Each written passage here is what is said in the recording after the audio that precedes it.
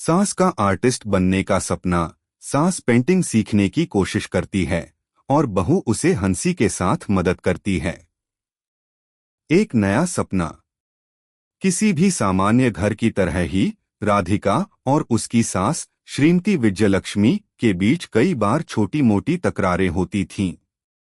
राधिका एक आधुनिक बहू थी और विजयलक्ष्मी जी एक पारंपरिक सास, जिनके पास हमेशा कुछ न कुछ कहने को रहता था।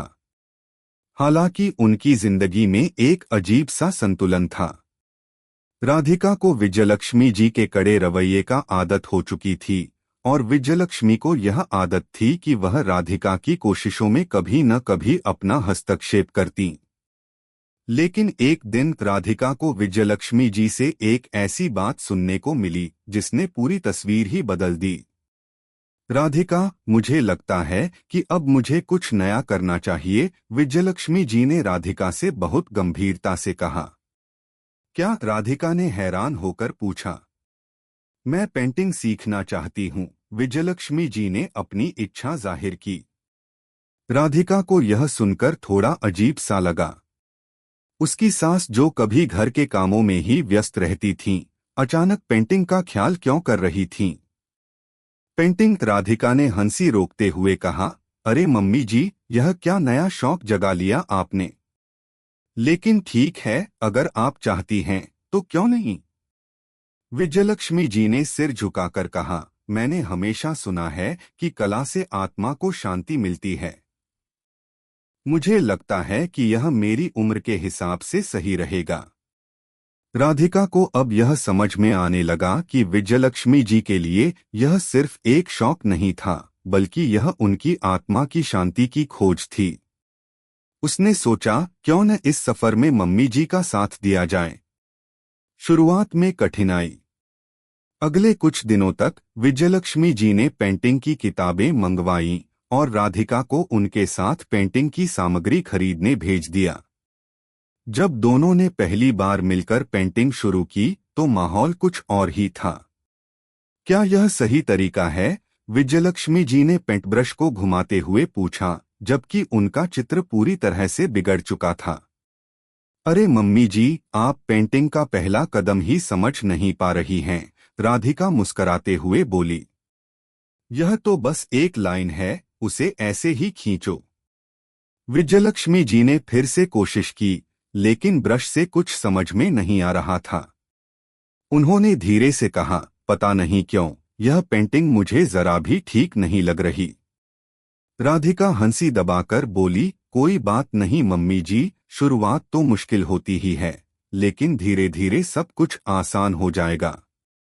इस दौरान विजयलक्ष्मी जी कई बार परेशान हो जाती, क्योंकि उन्हें लगता कि उनके पास वह हुनर नहीं है जो दूसरों के पास होता है। लेकिन राधिका का उत्साह और उसका साथ ने उन्हें बहुत सहारा दिया। राधिका ने उन्हें यह समझाया कि कला सिर्फ तकनीक नहीं है, बल्कि आत्मा की अभिव्यक्ति है। संघर्ष और सफलता। कुछ सप्ताह बीतने के बाद विजयलक्ष्मी जी ने अपने पहले पेंटिंग को पूरा किया। यह एक साधारण सा फूल था, लेकिन उसकी बारीकियां देखकर राधिका को बहुत खुशी हुई। विजयलक्ष्मी जी ने उसे गर्व से राधिका को दिखाया। देखो राधिका, मैंने यह पहली बार बनाया है। राधिका ने पेंटिंग को ध्यान से देखा और फिर मुस्कुराते हुए कहा, मम्मी जी, यह बहुत अच्छा है। आप सच में एक आर्टिस्ट बन रही हैं। विजयलक्ष्मी जी की आंखों में एक चमक थी।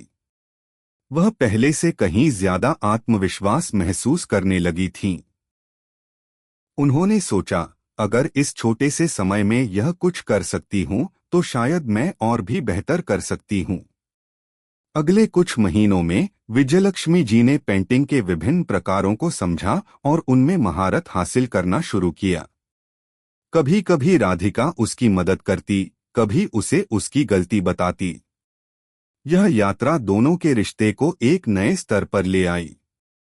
वे अब सिर्फ सास बहू नहीं थीं, बल्कि अच्छे दोस्त भी बन गए थे। सास और बहू का बंधन।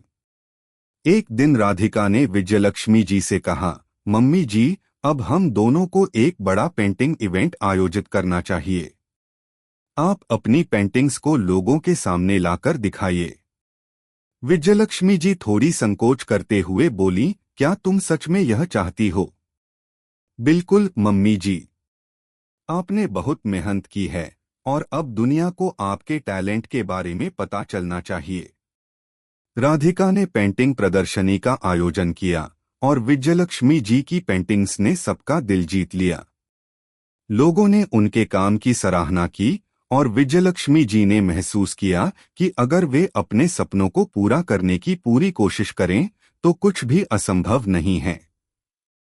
सपना पूरा हुआ। प्रदर्शनी के बाद विजयलक्ष्मी जी को अपनी कला का सम्मान मिलने लगा था।